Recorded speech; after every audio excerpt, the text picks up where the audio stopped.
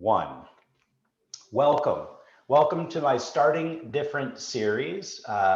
Today I have my good friend, General Jeff Foley on the line, and we're going to talk about transitions, what he refers to, what the military refers to as transitioning.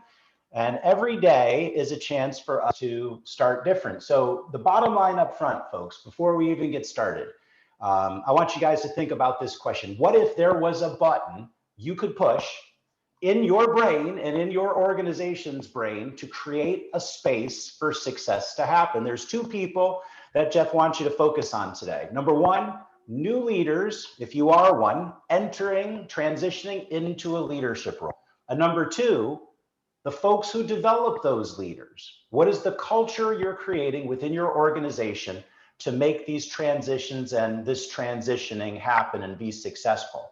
So, Jeff, I wanted to say to you before we get started, what I said to you the day we met, which is, General, thank you for your service. I appreciate what you've done and continue to do, and I appreciate your friendship. So thank you, sir, for being here today. Proud to be here, and I tell you, I had a lot of help in my Army life, but I'm proud to be here, Dean, and thank you for inviting me into your world. Well, you've been in my world for several years now. General, share with the group how we met and how I was able to earn the friendship of someone so esteemed. And I just want to give you guys some perspective here. You know, if you look up the term Brigadier General, you're going to find out that there's only a couple hundred of them at any one time, and no one gets to become one till one of them leaves. And when that silver star is given, it actually has to be signed off on by the president. So there, you being my friend is an honor. What was it about we met at one of Henry's events, our mutual friend, Henry DeVries. What was it that made you say, this is someone that I'd like to interact with? Well, Dean, you gave a 3-hour seminar on one of your masterful Vistage programs. And I just got fired up listening to you. And I got fired up about what you said and how you said it. And it's like, I need to do and think and help communicate like Dean does. And what so that's how it started. What I a got compliment. a lot of great ideas and still do. Well, and you and I brainstormed a lot, including in the lead up to your second book. And we're here today because you wrote 2 fantastic articles over the last year. And I want people to have a chance to hear your summary of those articles. And if like to get the articles themselves and read them and reach out to you to go deeper. And I just want to start with this comment. The universe won't allow for the same. Every day is a transition. Every day is starting different. And it's our choice what we're going to do, either grow or decline. And Jeff, you've spent your entire career basically in transitions and leading others through transitions. So when you think of that word transition, and it's interesting because you and I were preparing, but before the session, we did a sound check, and you talked about orchestration. You talked about a conductor. It was really interesting because when I looked up the dictionary definition of transition, it's actually a term in music as well. Transition, passing from one key to another. But General, what do you think of? And when you think of how the military thinks about transitioning, what does transition and transitioning mean to you? Well, it really is causing change and leading change. When a new commander, a new leader in a military organization arrives at a new organization, something is going to change. There's a new sheriff in town. There's got to be some team building that happens instantaneously. And so it's going to be, and the Army lives and the military lives in a state of transition pretty much every summer. There are guys and gals coming and going. That's how the culture of the United States military is. It's interesting because I want to, Jeff, go ahead, finish your thought. I'm sorry. You just better get it right. You better get it right. Yeah, you said something to me about a month or 2 ago when we were talking about the new article you were writing. And you said, Dean, if a commander has a new role every year or every other year, we can't take 6 months to get that commander up to speed. You remember the comment? You said, if we take 6 months. So what's the thought process in the military around building a support structure to help that person be successful in the shortest possible time. And I don't know, was this covered in, is this covered in either of the two main books that you've written, General? There's pieces of it in both, actually. But the key in transitioning is you got to prepare for it long before you take over. That's step number one. The second thing is you have to communicate with the guys and gals in the organization so that you're going to make a positive difference and create some positive momentum on day one. Yeah. People want to know who the new guy or gal is coming in, and they want to know what to expect. The third thing, and really the most important thing here, is you got to think about what you're going to say to the people. You got to connect with them. You got to share who you are, what you believe in, a little bit about your family. Because if you don't connect, you're never going to be able to embellish and take advantage of that initial trust, that initial element of respect that's going to be given to you the day you arrive. You can screw that up quickly. Yeah. And the idea of the military is we can't take 6 months. We got to build the new team and get on board quickly. So we go through this a lot. Well, and two things jumped out at me. The first is that the military, because of the preparation and because of the work that goes into that, is already building trust with the new people that leader is going to be leading. In other words, if you come on board as a brigadier general, you know, that title sends a message of the work that came before it. So I'd like you to kind of, as we go through this, and I'm going to ask you to talk about the two articles that you wrote, but I also want you thinking about how does an institution that's not the military, that might not have those kinds of designations, those kinds of titles, what can the institution, the organization, you know, and I'm particularly thinking about clients I have, and you and I were talking about some friends of mine that I thought this might be valuable for at Arch Insurance, but Arch Insurance, 3,000 employees, and they have 150 roughly or more at any one time, leaders involved in some programs that they're doing. Now they're not given the title of general or major. How does an organization help someone build that trust before they take on that role? You have some thoughts on that? It's the same thoughts that I'm sharing with you now. An organization, whether it's higher education or the military or an insurance organization or manufacturing or healthcare, every organization is going through change. Every organization welcomes new people to the team. Yep, and all the time. Organization, a leader, a senior leader in an organization has to establish a process. These are fundamentals. This is the blocking and tackling of welcoming new guys and gals to the organization. Yep. The 4 pitfalls that I highlight in my article are exactly what an organization needs to do. It's not all they need to do, but it is the fundamental. So you highlighted the fundamentals in the article you wrote a year ago, and you talked about 3 of them, and I'll put them up here on the board. And then in the most recent article, you talked about 4 pitfalls. And I think these articles are really work well together if someone wants to go deeper on this thought process. Now, I read the articles, and they're 2 pages each, but I've read them a number of times. So let's talk about a year ago when you wrote the article about what was going on with COVID. And you yourself equated it and said, you know, the right verbiage is to think of this as chaos and war, what we were going through.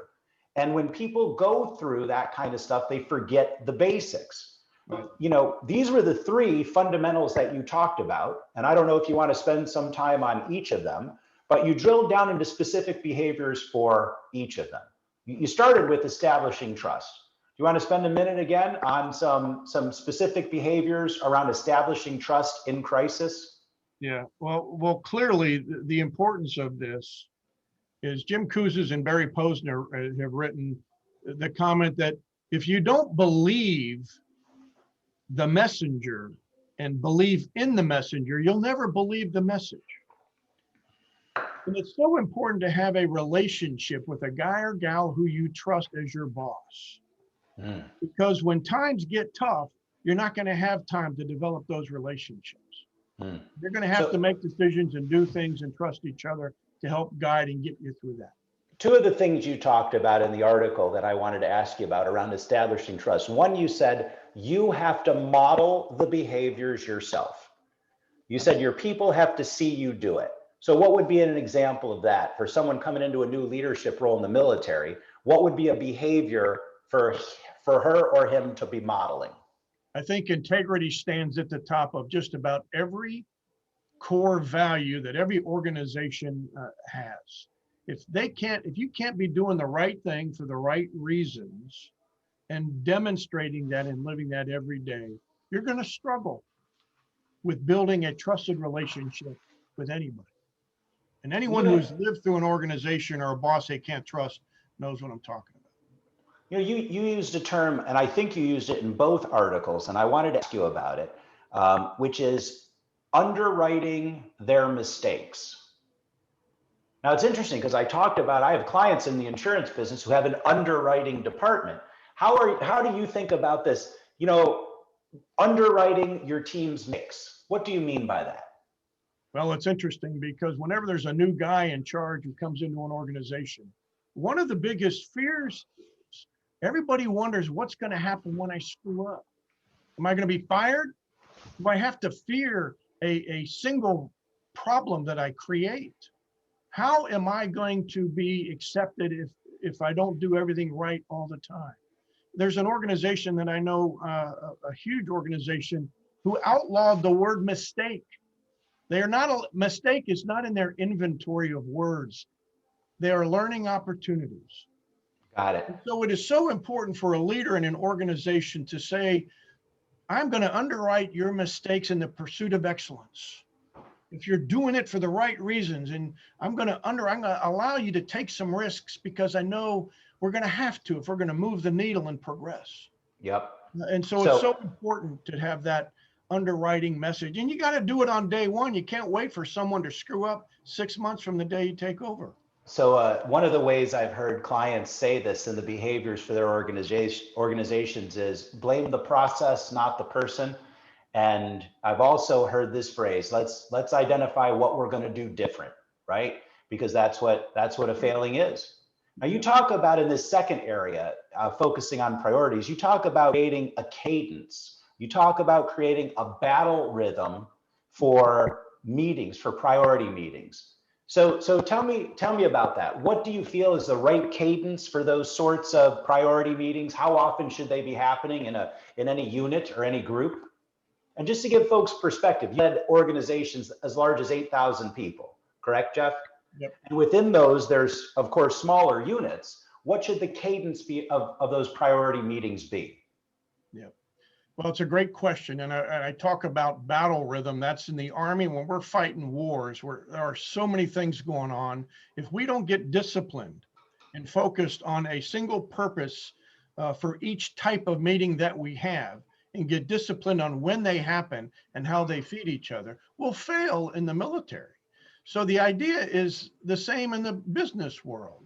You have to have focused meetings. You have to discipline yourself on what are the objectives and the purposes of each meeting, whether it's a morning stand-up, 10 minutes around a desk, a weekly staff call focused on the priorities of the week, or a monthly review of the strategic objectives that you are seeing. It's going to be a little different for everybody, but the idea is to have purpose for each meeting, have a disciplined schedule and process for when and how you conduct those meetings, and get into it, get it on a predictable schedule so that everybody routine. Understands Yep. what's going to happen when. Yep. So it becomes a routine. Absolutely. So focus on the trust, be consistent with your focus on priorities, and you talk about creating a dashboard around that. And then the third fundamental that you spoke about a year ago was the importance of establishing communication. So you want to give folks your thoughts on that fundamental? Well, all these three things are fundamentals of how you ought to lead anyhow, but they get exacerbated when the going gets tough and the COVID world happens or any sort of a crisis in an organization. Yep. So the importance is when there's change and a lot of things going on, people want to hear what the leaders are thinking, doing, where are we going? They want to know what direction we need to move in. And the leaders, by the same token, have to go down below and they got to inquire and they got to meet people on the street and in the hallways to find out what the issues are. They need to know, communicate down and listen to what the feed up the chain of command is, so that they can address issues, concerns, fears, and those sorts of things that can help the communication and ultimately build trust in that department. So a year ago, you wrote that article, and I thought it was brilliant in its elegance and in its simplicity. And yet I also know that, as Mike Tyson said, you know, everyone's got a plan until they get punched in the mouth, and then they forget the basics. And I think that's what happened in a lot of organizations. People fight or flight this year. And I think it's important for us to talk about, what do you see? What have you seen? And this is the second article you wrote, which is about the pitfalls, the things that we could learn from. And you identified 4, and I'll put them up one at a time here as you go through them. But your first was, before you take on this leadership role, what are things you're doing to prepare? What are some of your thoughts, General, on what people can do before going into a leadership role? Well, yeah, you have to do and invest your time appropriately to determine everything you need to know before you arrive at an organization. This is the vision, the mission, the business plan, the core values of the enterprise. What are the major issues going on? You ought to talk to maybe some customers and some peers of the organization to get some insights so that you know what you're getting yourself into, and you have an opportunity to digest, to help you craft what your opening message is going to be. What are the great successes? What are the great challenges? What's a major decision you're going to have to figure out the day you arrive? So how long would you take, General, before you took on a new role? And by the way, how many levels of promotion did you go through in the military before you got I think you told me it was 2000 and what was it, 2003 when you got your star? Is that correct? When you were made a brigadier general? Yeah, something like that. Yeah. So how many promotions in leadership did you go through, and how long would you suggest someone should take to prepare before their next position? Well, I don't know how many. Captain, major, lieutenant colonel, colonel, general. So I whatever that number is, 6 or 7 or 8, whatever. But the whole promotion part is one of the cool things about the military. You're up or out. So you are evaluated on all of that, which means you are in a constant state of developing your subordinates to grow and to get promoted. Got it. That's our succession strategy. It's part of what we do every So it isn't like you say, well, I need 6 weeks to prepare. It's like this is always happening. Well, the assignment, the culture of the Army puts you in positions and assignments that help prepare you for your next level of promotion and into the next level of a position you're going to be assigned to. But specifically, the bigger the deal, the more strategic of a position you're going to be involved in, depends on how much time you got. I don't know if there's a weeks or months to prepare, but you need to do the evaluation. How much, if you don't know much about the organization, it's going to require more time. If you know a fair chunk, maybe you're an inside the organization promotion. Then you don't have to do a lot of that. You have to do something different. But there's a preparation process, and if you don't do that, that's the first pitfall. The second you talked about was this one. So talk to us about the importance of the first 12 weeks on the job. Yeah. Well, you want to get it right from the start. You got to get it right from day one, and people want to help you get it right. So it helps when you build expectations. This is what I want to do the day I arrive. These are the people I want to meet. This is the information I want to gather that I couldn't gather beforehand. These are the people I want to ask 3 questions of. Before I start telling people what to do, I need to harvest and the gifts that people have by sharing their knowledge and their recommendation on what's going well in the organization that they would like to see sustained, what's not going so well. And if there was one thing you want the organization and you to do as a leader to do immediately, what would that be? And so when you listen to these people, then you can identify trends and patterns and things that, wow, I could get some early victories here to help build trust, to help build and start a momentum and help that progress take place. So it's interesting. Probably 20 years ago, the coaching programs that I was involved with and the model that I built started with the word prepare. And the second step is ask, is where you're going here. I call it the coaching path. So it's prepare, ask, task, and hold. And I wonder how much that aligns with the four that you've put together. Your third, next to clarify, third pitfall for new leaders to avoid is failure to inform. So what do you mean by that? How should a leader be informing her or his team? Yeah, it's a great question. And I will tell you that so many people don't, either their egos won't allow it or their ignorance. And it's not a bad ignorance, but just their ignorance that they don't understand how valuable it is to be able to share with everybody who you are, what you believe in, what your own values are, and how you operate.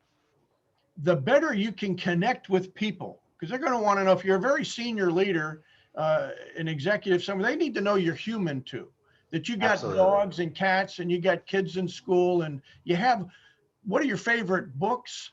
And then going back to that underwriting honest mistakes in the pursuit of excellence, they need to understand a little bit about your leadership philosophy on what they can expect from you in the days, weeks, and months. General, there's your third book, Underwriting Mistakes in the Pursuit of Excellence. All right, I got to say this. Carl might not know this. KK might. My high school buddies told me, Foley, I don't understand you writing these books. I don't even remember you reading many books. What's this deal with you writing?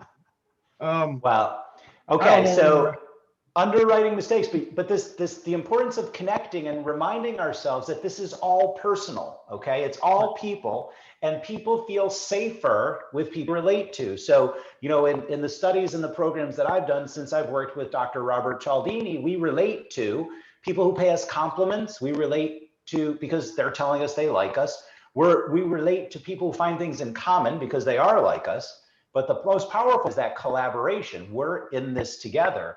And I think that leads me to this next point, which is, in my mind, your fourth pitfall is about putting your arm around people and getting out there with them, right? I mean, talk to us about this pitfall, Jeff.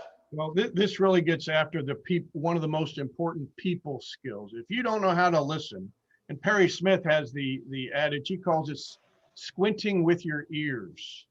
If you don't know how to listen, struggle in life. And it's a very interesting, Stanford University led a research group a number of years ago.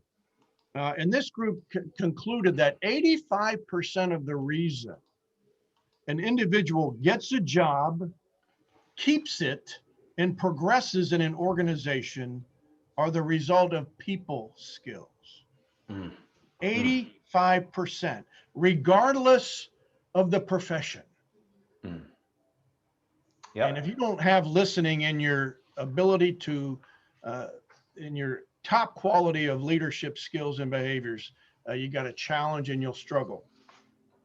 So we got 4 or 5 minutes left. So folks, when you're thinking about this next leadership role, and I'll put a couple slides up to summarize some of the things that the general has covered, but keep in mind preparation and some of the questions the general shared with you around making sure you know the lay of the land, failure to clarify, meaning asking enough questions, failure to inform so that they can know about you, and then just getting in there and getting with them. I think this is a powerful concept. I think people are afraid to make mistakes. And I think letting them know that you're going to underwrite those and that's an investment and that's how the organization grows, that helps. And I have this concept of a trust tank, and this is about filling the trust tank. Would you agree? Yeah, absolutely. Absolutely. I wanted to ask you, because there's for years, I've heard about after action reviews, and I've tried to funnel that learning into my own coaching.